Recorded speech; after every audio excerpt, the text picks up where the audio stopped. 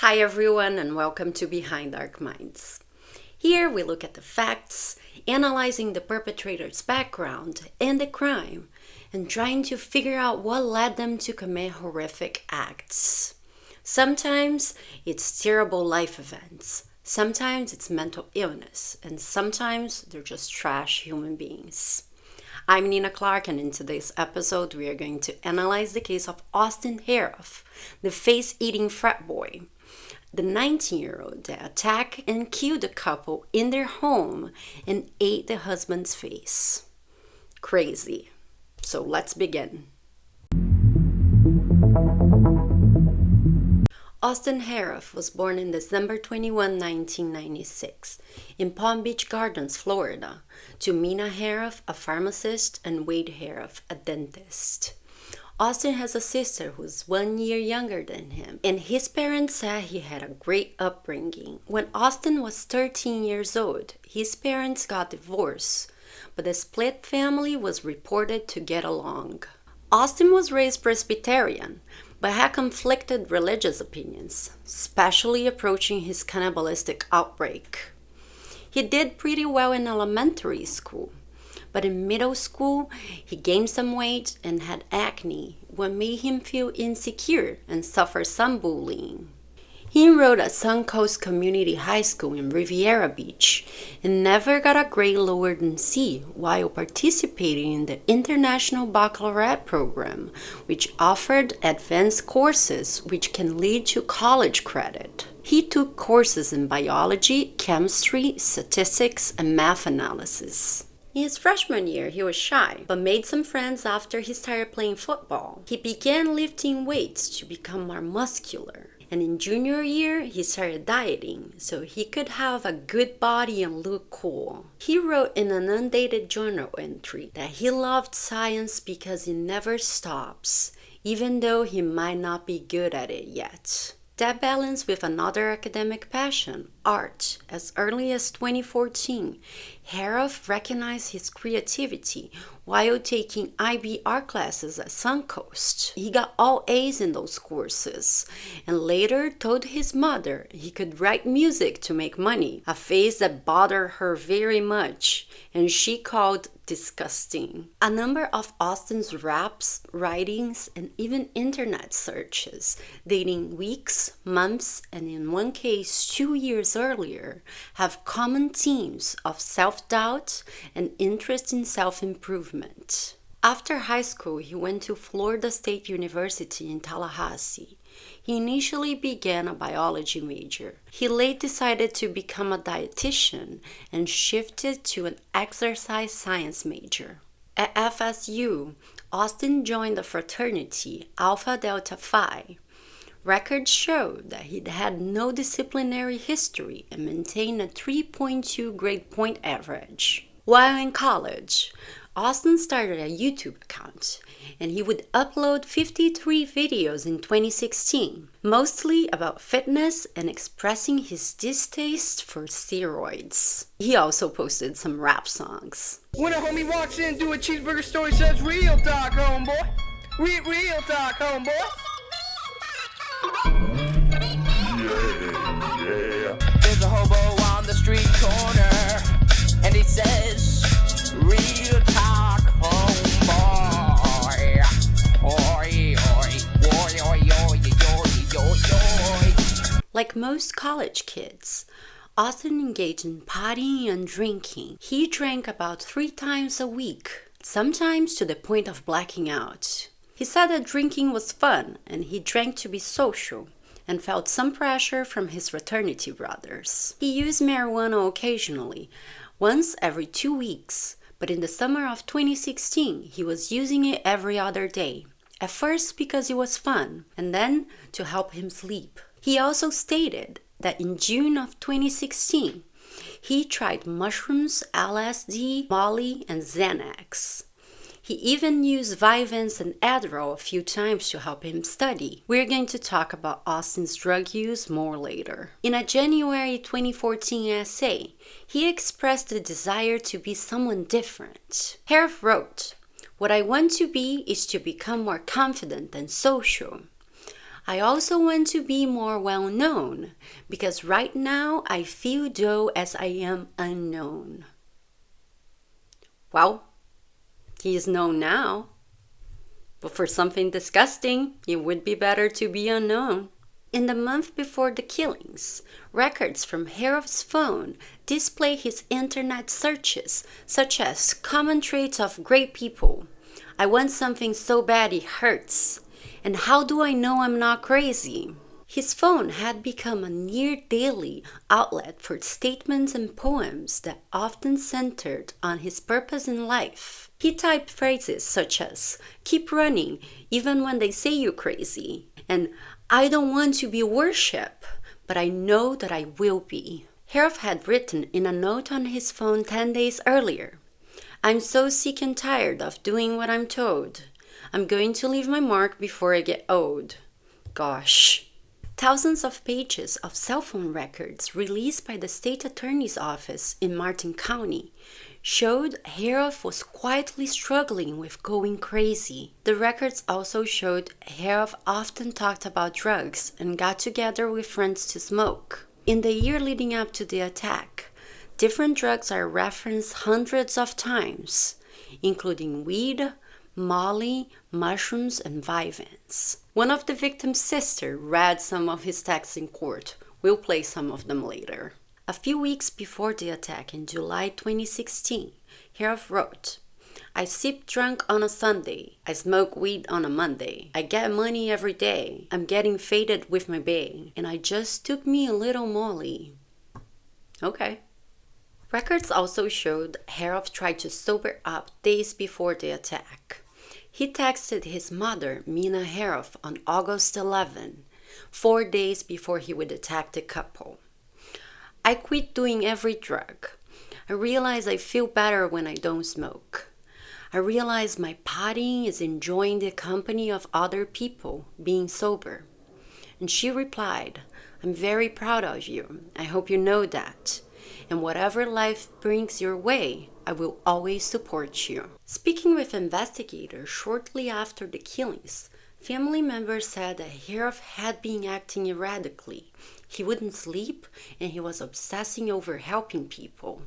His mother told police officers he claimed to have superpowers and had been sent to help people. His bed had been moved to the garage because he thought there were demons in the house. His sister Haley played for detectives an audio tape of Harrouff saying, "All this pain and sorrow because I solve all problems people have, and I've become almost immortal.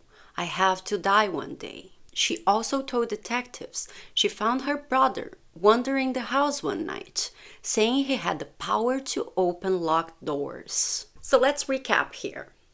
He's not sleeping. He claims to have superpowers. He believes maybe I have superpowers. He believes there are demons in the house and that he's almost immortal. So that's full-blown mental, guys. That's just pretty fucking crazy. The behavior was troubling to his sister, who told investigators, "He made me feel uneasy.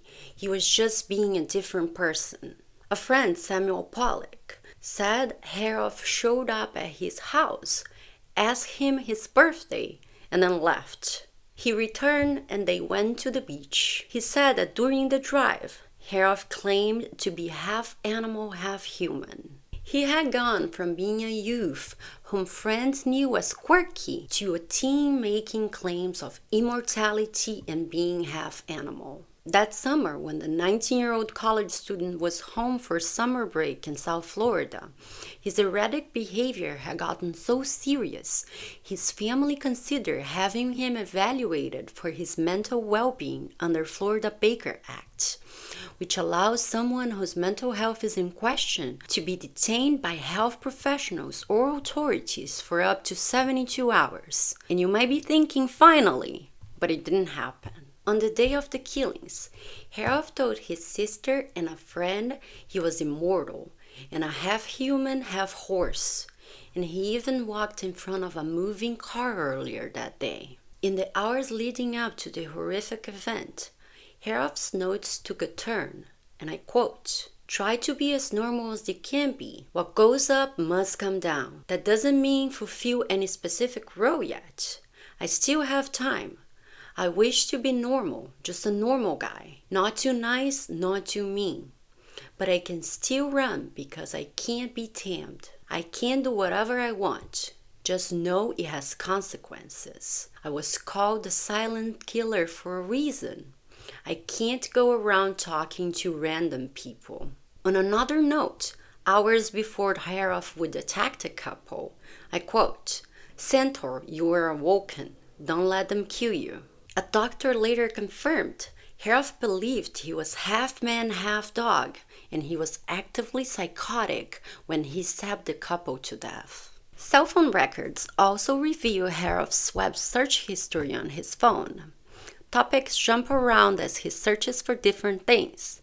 During the early morning hours of the day of the attack, Harrouff searched for 5 tips to end insomnia and get restful sleep, Sagittarius daily horoscope, Arnold Schwarzenegger, Ferrari, and what is the weakest thing about a centaur? In the hours leading up to the attack, Harrouff searched for Medusa, Fitbit setup, and blade lighting. Wade Harrouff said in an interview with Dr. Phil that the family has history of mental illnesses, including schizophrenia. In a 911 call on the night of the killings, Harrouff's mother said her son was acting like he had schizophrenia.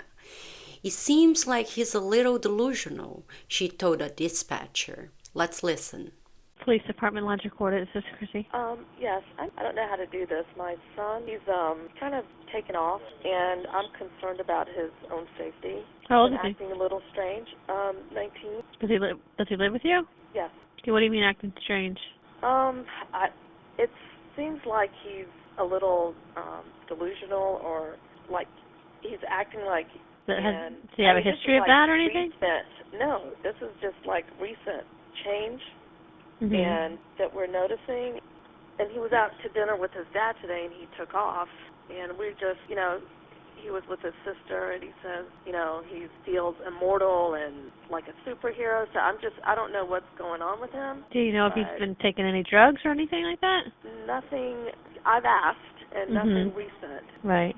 That I know of. So did he leave the house, or did he leave from the restaurant? Where's he last seen it? From the restaurant. Okay, hold on. He wants to help everybody. How long ago was this that he left? I want to say 10 o'clock. It's not 9:30.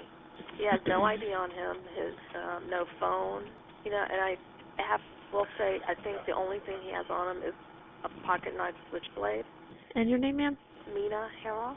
And he's never done this before? I mean, this is like something new? No. I mean, his friends, I'm calling all his friends, and they're like, he's changed. Mm-hmm. Okay. He's wearing white shorts, and he had a blue polo on, if he's wearing it, and a red hat. Make America great again. Okay. What's his name? Austin. All right, I'll get an officer by that can speak to you and see if they're going to put out a missing persons alert or what they want to do with it. Do you have no idea where he might have went or anything? I have no clue. Okay. Does he have any weapons that own or anything like that he would have on him or anything? Pocket knife or anything like that? Yeah, I said he had a pocket knife, like a switchblade type pocket knife. I don't know. Okay. I think that's the only thing he has on him. Okay. All right, I'll get somebody by there for you, okay? Great, thank you. Bye-bye. Austin's father, Wade Harrouff, told investigators that he and Austin had gone for a walk in the afternoon of the killings. All of a sudden I saw, look, there's a tortoise shell. It's empty. Mm-hmm. And there's another one. And he goes, stop everybody. And he gets his knife, and it's about this long. Mm-hmm. And he says, stay behind me. I feel something is going to happen here. I said, put that damn thing back up. What the hell is wrong with you? Mm-hmm. And he did. Wade convinced his son to put away the knife, which was later found near the victims. He said his son then sprinted off, but when he returned, he said he was hungry, so they drove to a nearby sports bar. Wade said that after they were seated, his son complained about the food taking too long and left. Apparently, he walked to his mother's house nearby, where she found him about to drink cooking oil. She told him to stop and soon after found him eating a bowl of cooking oil mixed with cheese. Then Wade called and she took her son back to the restaurant. His father said that when his son returned to the table, he grabbed his son by the shirt and told him to stop acting strangely. He said that Austin cocked his fist but didn't swing. Instead, he laughed. Surveillance video from the restaurant shows him calmly walking out about 45 minutes before the stabbings. He apparently walked 4 miles to the victim's home, which was near his father's house. So the retired married couple, 59-year-old Joan Stevens III and 53-year-old Michelle Mishcon, often sat in their Jupiter home garage with the door open, a place they loved and playful called their garage mahal. They would sit there watching TV and wave to passing neighbors. On Monday, August 15, 2016, it was a typical Florida summer evening, and the couple was enjoying their garage watching TV when 19-year-old Austin Harrouff was walking to his father's home in the neighborhood when, without provocation, he attacked and fatally stabbed them with a switchblade. Jeff Fisher, a neighbor who was about to go to bed that evening, heard Michelle Mishcon screaming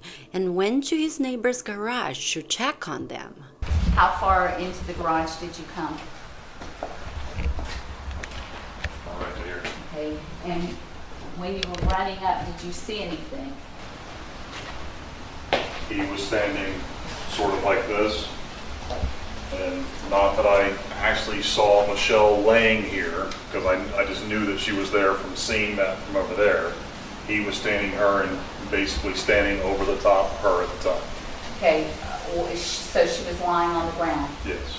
Harrouff reportedly told Fisher, He turned and looked at me and said, "You want no part of this, you want no part of me." I mean, obviously no one does. And then from his right hand swung, and I was standing kind of like this, and whether I went to block or whatever. And Austin proceeded to attack Fisher by stabbing him multiple times. Fisher said he pulled Harrouff to the ground and was able to flee by running through their home to the backyard and back to his residence to call 911. 911, do you need fire, police, or medical? Please, and medical. Medical on the line. Wait, sir. Don't open that. Don't open that. Fire rescue, what's your address? Young man beating up a woman across the street. Okay, are they outside or in a house? It's in a garage. Okay, can you tell if he has any weapons? I think he had a knife, but I'm not positive. Okay, can you tell if she's injured or he's injured? Say again? Are either of them injured? Can you tell from where you are? Yes, there's a girl laying on the ground. He beat her up. I ran over there. I'm bleeding profusely here at the moment. Okay. I don't know what happened. All right, and can you tell if she's conscious or is she unconscious? No, it does not appear so, no. Okay, and what kind of injuries do you have? I've been stabbed in the back. With a knife? Yes, I believe so. It was tough to tell. Okay, you couldn't tell how long it was or anything? We need an ambulance. Yeah, we're sending them. We're sending them. And where is he? Is he I think in the area in the garage, still? right across the street from my house. All right. What's your name? Okay. All right, we're going to get the paramedics right out there. Sir, what did the guy look like? Was he white, black, Hispanic? He is white. You know how old he is? About 25 years old. And what was he wearing? Shorts and a T-shirt. Do you know who he is? I have no idea. Does he live at that house, or? No, he does not. Did the female look familiar to you? I believe it was the daughter of the house that lives over there. I'm not positive. Can you have your wife or, I don't want you moving if you've been stabbed, but can you have your wife or someone look out and see if he's still there? I don't know. See if that car's still there, honey. It appears he's still there. And you said you definitely saw a knife and that's what he hit you with in the back? No, I did not see it, but my wife's looking at my back and it appears I got punctured. Yes, Dad. In the neck, in the head, three puncture wounds. Okay, we got units en route, okay? Okay. Deputies said that when they arrived at the couple's home, they found Harrouff in his underwear, making animal noises and biting Stevens' face as he pinned the man's body to the driveway. Officers said that the suspect was abnormally strong. An extreme amount of force, including taser use, a police dog, and multiple law enforcement officers, was necessary to subdue Harrouff. According to court documents, one deputy ordered Harrouff off Stevens at gunpoint, while another used an electric stun gun on him, and he wouldn't let go. The deputies didn't shoot Harrouff because they feared hitting Stevens, who they thought was alive at the time. Finally, a deputy with a dog arrived, and its bites enabled officers to subdue Harrouff. He begged deputies to kill him after they pulled him off Stevens, saying, "Shoot me now, I deserve to die." Harrouff, who had no previous arrest records, was taken into custody and told deputies, "Help me, I ate something bad." When the deputy asked Harrouff what he ate, he replied, "Humans." That's fucked. The medical examiner who performed the autopsies on Stevens and Mishcon stated that they died quickly because of the extent of their multiple injuries. Austin was hospitalized for 2 months after the killings and lost consciousness for 11 days. Doctors said he had a burned esophagus, possibly from ingesting chemicals found in the couple's garage. Harrouff purchased hallucinogenic mushrooms a few days before the attack, but had no detectable hallucinogenic drugs in his system, according to an FBI toxicology report. Sheriff William Snyder had speculated that Harrouff may have been on flakka, a highly addictive rock-like substance that can cause erratic behavior, or hallucinogens known as bath salts, but those drugs weren't detected. Documents show tests did find minimal amounts of THC in his system, along with drugs that were medically introduced or given to him at the hospital. On a September episode of Dr. Phil, Wade Harrouff called his son an extremely nice, gentle person who cared a lot about people. Then something went drastically wrong. Yep. We got a call about 2 in the morning. The police said, "We found Austin." Did they describe what had happened at the scene of the crime? The police said, "He's killed 2 people and eaten them." How did your son wind up in intensive care? He was poisoned. He had inflamed esophagus, stomach, and he almost died. Is it possible he's had some kind of psychotic episode here? That's what I believe. He's had the symptoms for about 2 weeks prior.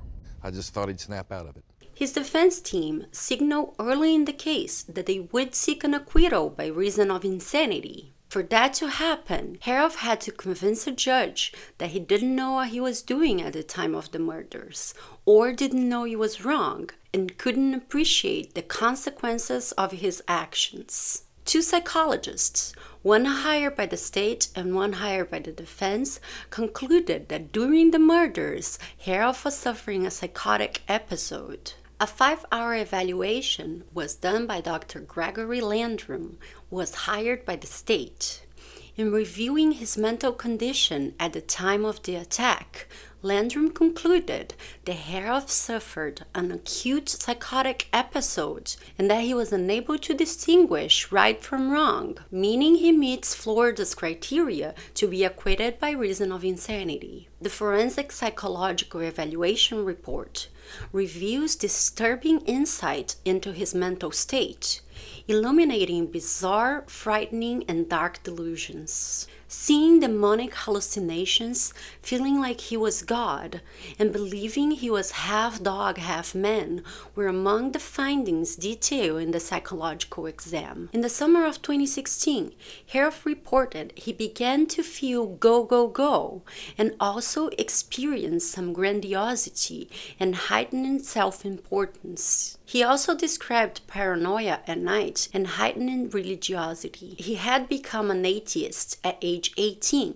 but in the summer of 2016, before he committed the murders, he researched Krishna, Buddhism, and Jesus. He said he would see hallucinations of demonic things and could also hear God's voice. The day of the attack, Harrouff recalled putting a Michael Vick jersey, which he believed the dog spirits told him to put on, and in doing so, felt invincible. That night, Harrouff was out to dinner with his father, where he felt like time was standing still, and as he was the Grim Reaper. He says he doesn't remember going to his mother's house and drinking cooking oil, but recalls going to his father's house and hearing voices.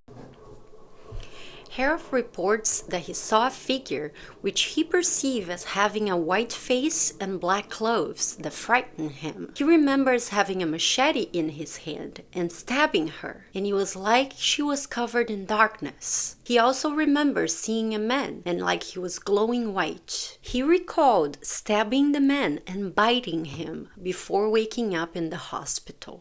The doctor ultimately recommended that Harrouff be involuntarily admitted to a mental hospital and said that Harrouff was a danger to himself and others because of his illness.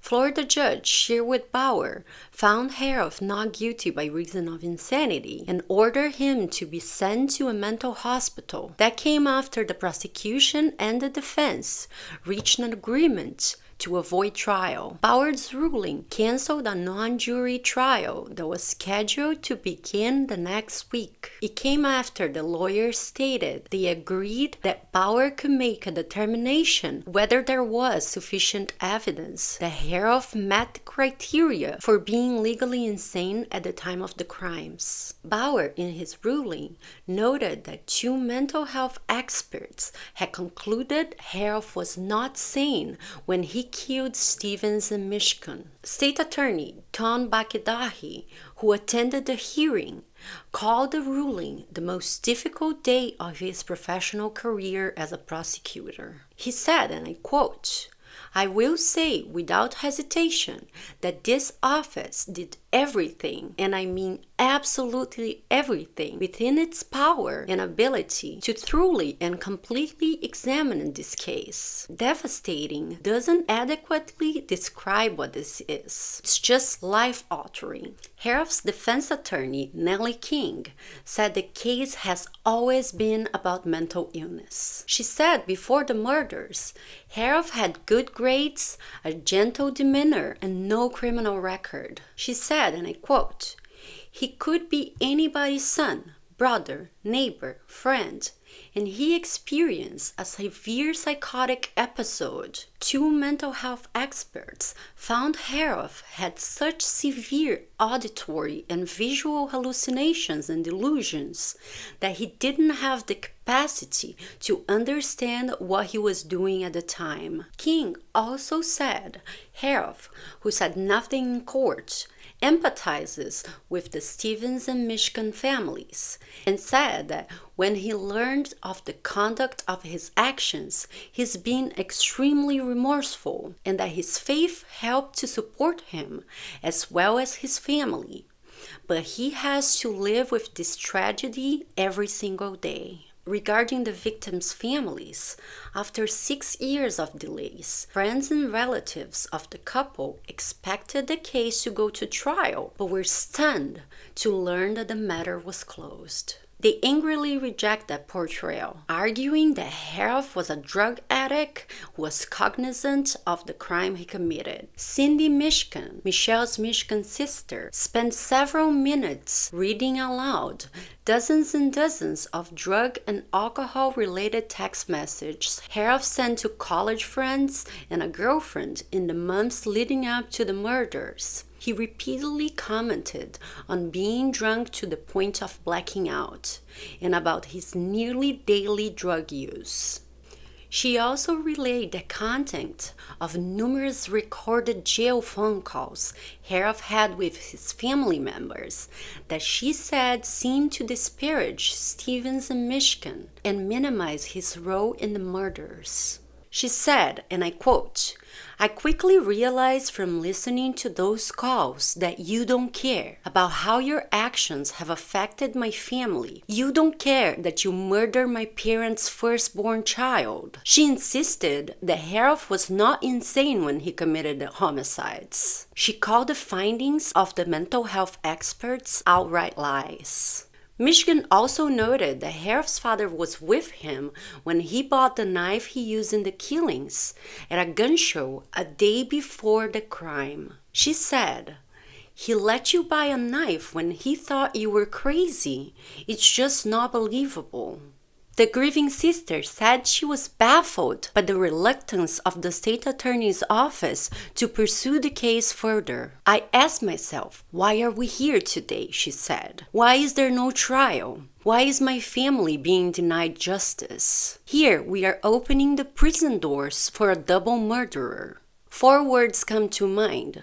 White rich boy justice. Ivy Stevens, John Stevens' daughter, told Harrouff, "You are not the victim. You are a murderer, a monster, and a coward." Jody Bruce, another sister of Michigan, said, "I didn't really know you could brutally murder 2 people, attempt to kill another, and not even have a trial." I made a compilation with the highlights of the impact statements to give you an idea. Let's watch it. Please bear with me because I have a lot to say. Okay. A lot. My name is Cindy Mishcon. I am Michelle Mishcon's sister. You can't even look at me? Ma'am, ma'am. If you would like Oh, to wow, okay.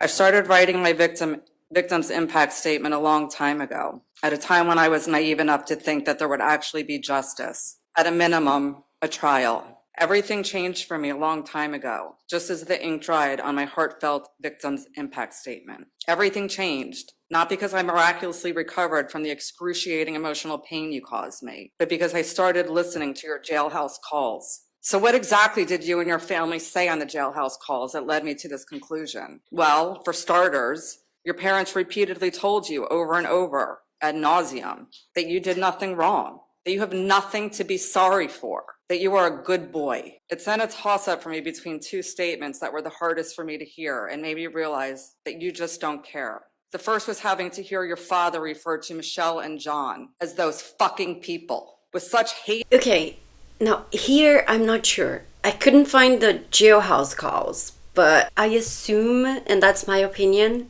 that he wasn't talking about the victims. He was talking about the victim's family. In his voice, as if Michelle and John are somehow to blame for their own murders. The second was hearing your father tell you how he celebrated and took the entire office out for drinks the day the FBI lab report came back. It didn't matter to your father that you stabbed Michelle multiple times. All that mattered to you and your father is what the lab report meant for you and your high-priced fabricated defense, and how you could use the report to bolster the illusion or delusion that you are the victim. Is it really so hard for you to understand that you are just a cold-blooded murderer, not a victim? Like, how insulting can you be to the real victims? You are disgusting. So after listening to all your bullshit, I deleted my victim's impact statement years ago, but I am here for a reason. And I couldn't live with myself if I didn't let the world know exactly who you really are in your own words. So this is who you are, Austin Harrouff. I'm starting on your phone about 1 year prior to the day you murdered Michelle and John. August 22nd, 2015. I drove high for the first time, smoked a friend's brother's bong. August 29th, you got kicked out of a frat party. A friend said, you got way too fucked up, and they thought you were gonna puke, so they kicked you out. To which you responded, I don't remember. I got too drunk.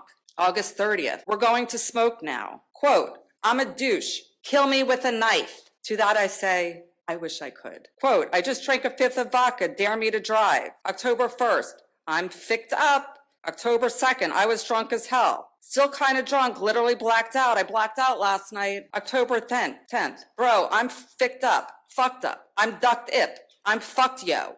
October 12th, you didn't know I'm a psychopath? October 15th, I'm fucked. Drunk at the library again. I always drink too hard. I'm fucked up. Then you wrote, blackout. Blackout till you can't see anymore. Blackout till you fly. Sick, I did meth in some trailer park. October 17th, I'm drunk, give me the keys. I want to get fucked up. I blacked out again last night. Then there's a photo of you passed out next to a toilet with your pants down and vomit in the toilet. You said, apparently this happens. I wish I remember. Shit. Hate being sober. October 28th. This was me last night and I had no recollection. I blacked out last night. LSD. November 26th. Drunk. I need alcohol. Drunk. Drunk as fuck. Drunk. November 29th, I hate blacking out. I black out too easily. It's a big problem. December 5th, drunk as shit, drunk. I have no clue what happened, too drunk, feel like an asshole. Bring Vyvanse, nigga. Drink, drunk, done, out. I need roids. Gonna snort Addy. Up all night on cocaine. Vyvanse. I'm gonna be up all night. December 12th, need heroin, need meth, so high. December 17th, I'm getting fucked up almost every day. January 3rd, you asked, did I pass out? Your friend said yes. Your friend says they should call you blackout. That's your thing. I called my friend and I was near a group of cops. I woke up and thought the whole night was a dream. February 15th, it's snowing. That's called cocaine. I do take pills, don't do speed. Do crack, don't smoke weed. These are his rap lyrics, which are really, really bad. March 10th, there's a place called heaven and a place called hell, a place called prison and a place called jail. And I'm probably on my way to all of them except one. I feel like I'm walking a tightrope without a circus net, popping Percocet. I'm a nervous wreck. March 23rd, smoke weed, take pills, kill people, and drink. March 29th, I'm a serial killer. I've seen countless dead bodies since I'm a serial killer. June 7th, I'm 90 days sober, only smoke. July 29th, you wrote, I find it funny that life really doesn't mean anything. Why the fuck not just do what you want? Just do the craziest shit you can. I just want to be great before I die. Also on June 29th, which by the way is about 2 weeks before the murders, you did a Google search, quickest way to get famous. From that search, you linked to the 17 ways to become rich and famous without having any talent. High on that list, kill someone. Your sister's criticizing your crazy videos. And you said, acting stupid makes everything more entertaining. You think it's weird, but if I do normal shit, I'm gonna just be like every other faggot out there. August 8th. 7 days before the murders, you do a Google search. How to know if you're going crazy. From that, you link to a site called What Am I Crazy? Really means. And what it said, if you bother to read it, what it says is, if you did this search, then it generally means you are not crazy, because crazy people don't know they're crazy. August 10th, 5 days before the murders. You texted your girlfriend. I realized that even though I wasn't doing drugs all the time, I was still a drug addict. Those are your words. You then texted someone referring to Vyvanse. I guess I realized I don't need them. And I'm quoting again, I thought I was crazy, but I'm really not. Again, your words. August 11th, 4 days before the murders. You texted a friend, quote, I just know that for me, personally, the drugs are taking a toll on me, and I can't handle. Your words, the drugs were taking a toll on you. August 12th, 3 days before the murders, you texted, quote, I don't think I'm going crazy, end quote. You talked about how the drugs changed you. The drugs changed you. The drugs. August 13th, 2 days before the murders. You talked about how the drugs were hurting you. The drugs, you said, quote, the drugs made me vulnerable to evil. And what I found really enlightening was the comments of your friends on your text messages after you killed my sister. These are their words. I won't use their names. Maybe he did Flocka. He was definitely on something. He did do Flocka. Dude, he wasn't a psycho. It was the drugs. He's famous now, LOL. He got what he wanted.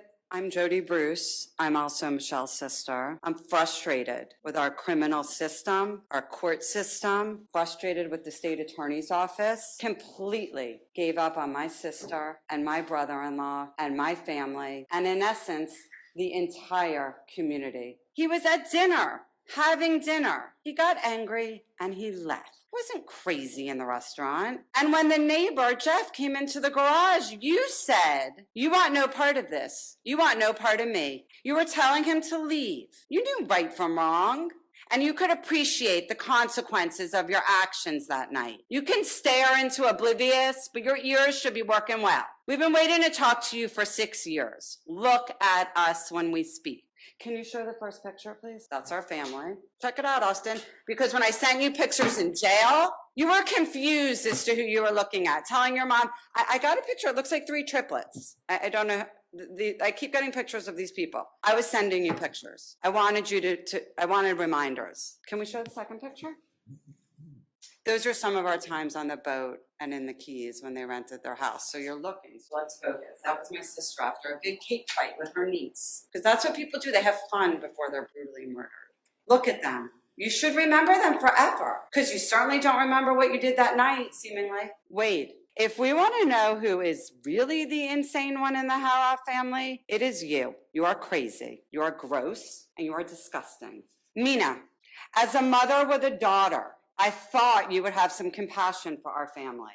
I mean, imagine if your son did to your daughter what he did to my sister. She did because she locked her doors at night. Shake your head all you want there in the back, sister. You locked your doors because you were scared to death of your brother.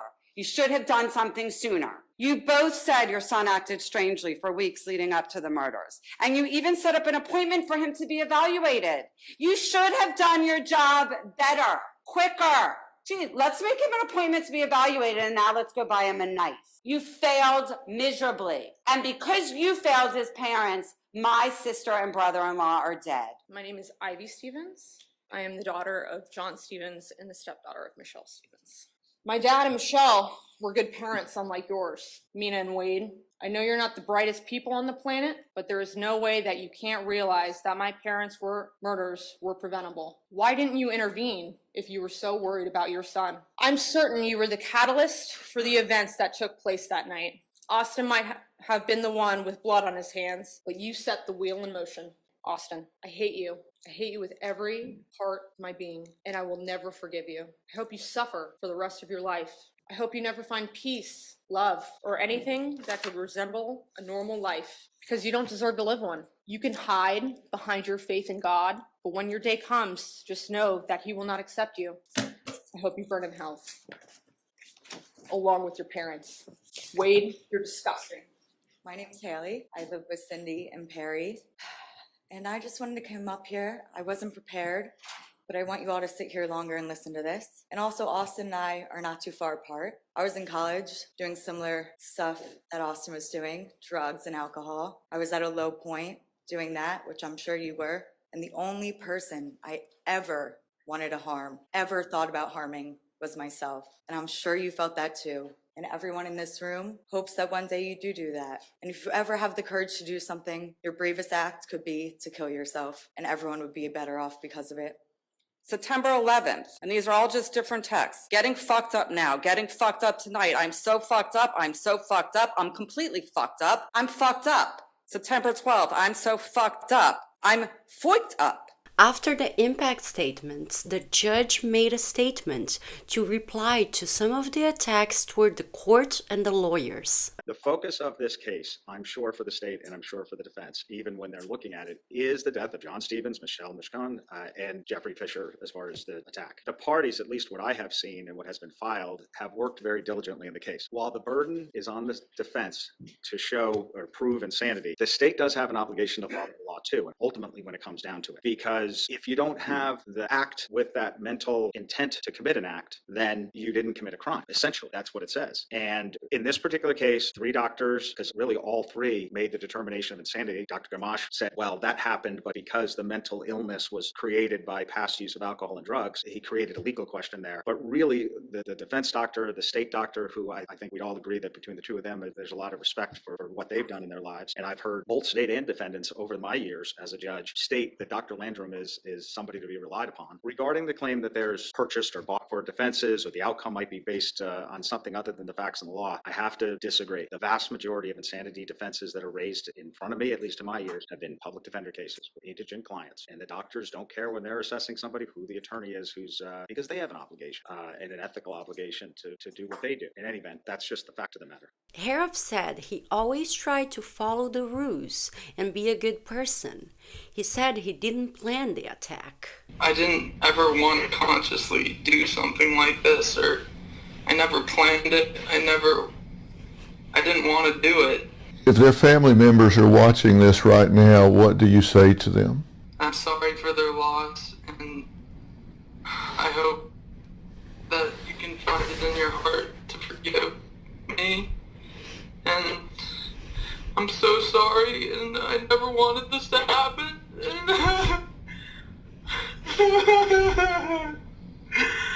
I'm so sorry. It's like a nightmare. Austin, are you ashamed of what you did? Yes. That's today's episode, everyone. Thank you so much for watching. I hope you like it, and let's continue to explore these difficult but important conversations together. Please subscribe, like, and comment, and I'll see you next time. Bye.